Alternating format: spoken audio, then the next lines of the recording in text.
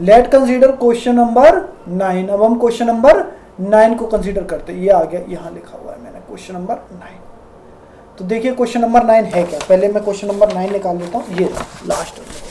हाँ, question number 9 कहता है What does one mean by exothermic endothermic reaction? Give example। यानी क्वेश्चन पूछ रहा है एक्सोथर्मिक रिएक्शन क्या होती है, एंडोथर्मिक रिएक्शन क्या होती है। तो सिंपल है, एक्सोथर्मिक रिएक्शन पहले मैं बता देता हूं।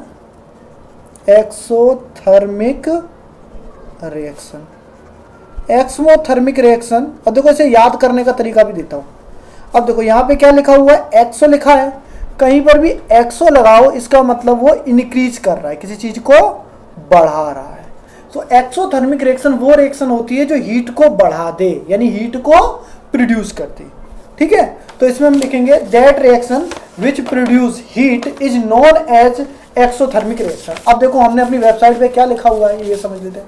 अ chemical reaction in which heat is given out, वो केमिकल रिएक्शन जिसमें हीट गिवन आउट मतलब बाहर निकलती है, is known as exothermic reaction. उसे हम क्या कहते हैं, एक्सोथर्मिक रिएक्शन कहते हैं। एक बार और देख लो, अ केमिकल रिएक्शन, वो केमिकल रिएक्शन इन विच जिसमें heat is given out, heat कहाँ निकलती है, बाहर निकल जाती है, गिवन आउट बाहर हो जाती है, उसे क्या बोलते हैं हम, एक्सोथर्मिक रिएक्शन। अब एग्जांपल देख लो, C+O2 arrow CO2, heat energy निकलती है, हमें मालूम है। आप सिंपल इसी पेपर को ले लीजिए, इसको आप जला दीजिए, तो क्या होगा, गर्मी पैदा होगी कि नहीं होगी। पेपर में क्या है, कार्बन, रिएक्शन किसके साथ कर रहा है, ऑक्सीजन से। बनाता कौन सी गैस है, CO2, और निकलती क्या है, हीट। तो ये कौन सी रिएक्शन हो गई, एक्सोथर्मिक, क्योंकि इसमें हीट प्रोड्यूस हो रही है। किसी भी रिएक्शन जिसमें हीट प्रोड्यूस होती है वो एक्सोथर्मिक रिएक्शंस हैं। और एक्सोथर्मिक रिएक्शन को याद करने का सिंपल तरीका ये है कि जितनी भी कॉम्बिनेशन रिएक्शंस होती हैं, मोस्ट ऑफ रिएक्शंस एक्सोथर्मिक होती हैं। तो आप कॉम्बिनेशन रिएक्शन का एग्जांपल यहाँ पे लिख सकते हैं, जो भी है।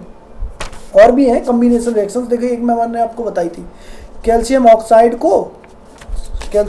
को रिएक्शन करा दो H2O से, तो कैल्शियम हाइड्रोक्साइड बनता है, ये भी एक्सोथर्मिक रिएक्शन होगी। ध्यान से देखो कॉम्बिनेशन रिएक्शन है या नहीं है।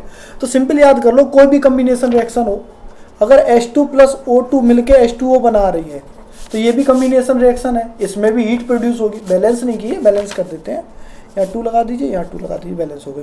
हाँ, तो ये अब बैलेंस केमिकल रिएक्शन है, इसमें भी हीट निकलेगी।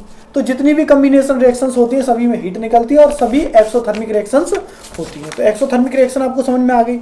दूसरा पूछा है क्वेश्चन ने एंडोथर्मिक रिएक्शन, एंडोथर्मिक रिएक्शन, यहां वर्डों से ही क्लियर हो रहा है। एंड, अब देखो एंड का मतलब क्या होता है, मूवी आपने देखी, लास्ट में आता है द एंड, इसका मतलब मूवी खत्म हो गई।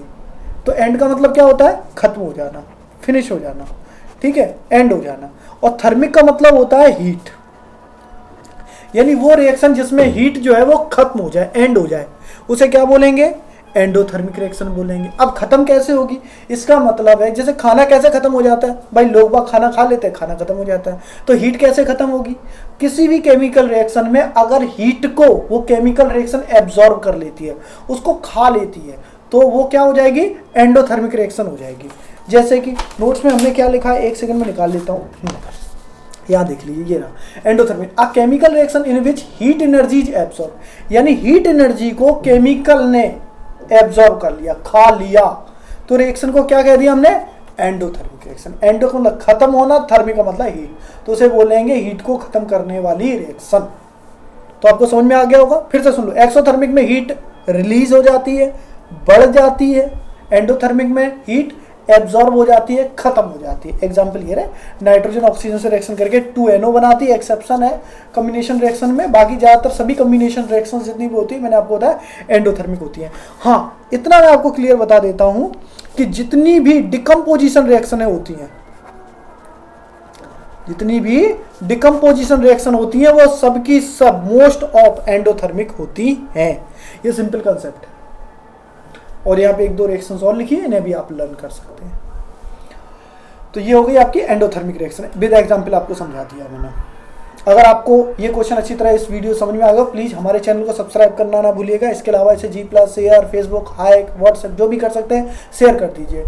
और इस वीडियो को देखने के लिए thank you, take care, bye.